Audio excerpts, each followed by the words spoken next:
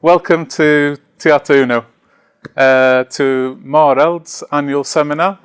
This year we're discussing skateboarding, and more specifically, skateboarding and its relation to the city.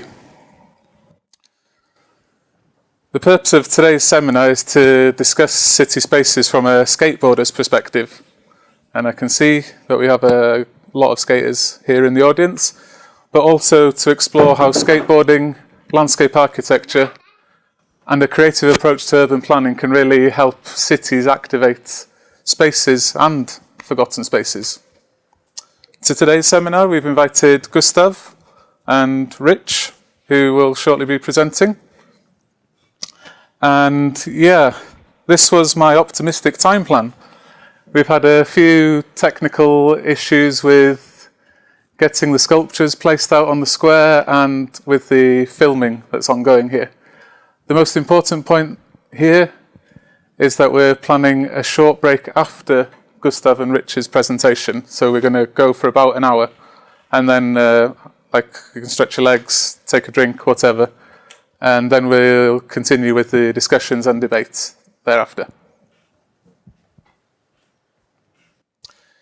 Yeah, so to open the seminar, I want to provide a quick introduction, kind of put skateboarding in its present day context a little bit, as an introduction to Gustav and Rich's presentations. Skateboarding is an incredibly accessible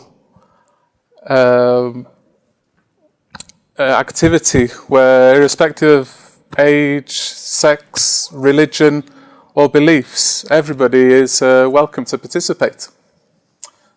Can't say that of many other sports, if it's called a sport.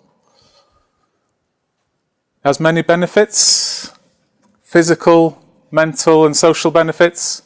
It's fun, it's unstructured activity, it promotes being active and being creative. It's also challenging. It requires concentration and determination to progress.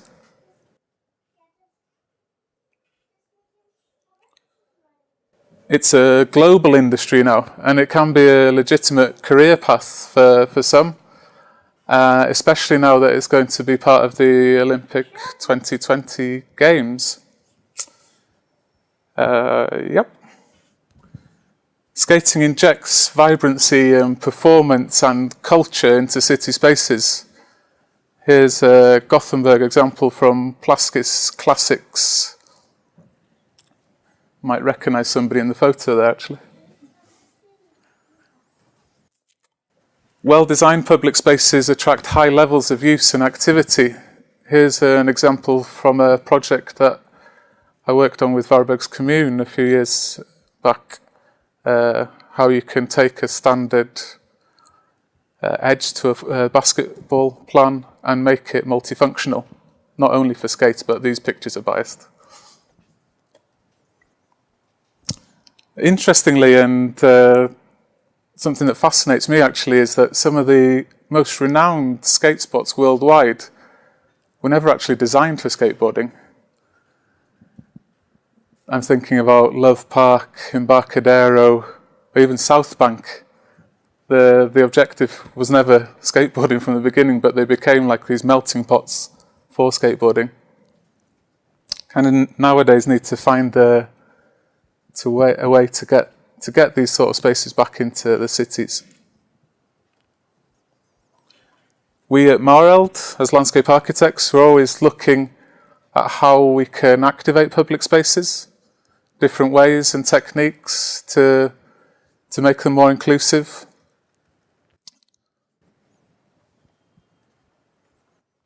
And unfortunately, like many other urban activities,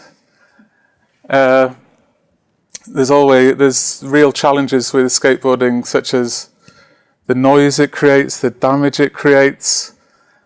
It's seen as antisocial. However, many cities are dealing with this in positive and proactive ways. And one of those cities that is on the forefront there is Malmö. And on that note, I'd like to welcome up Gustav.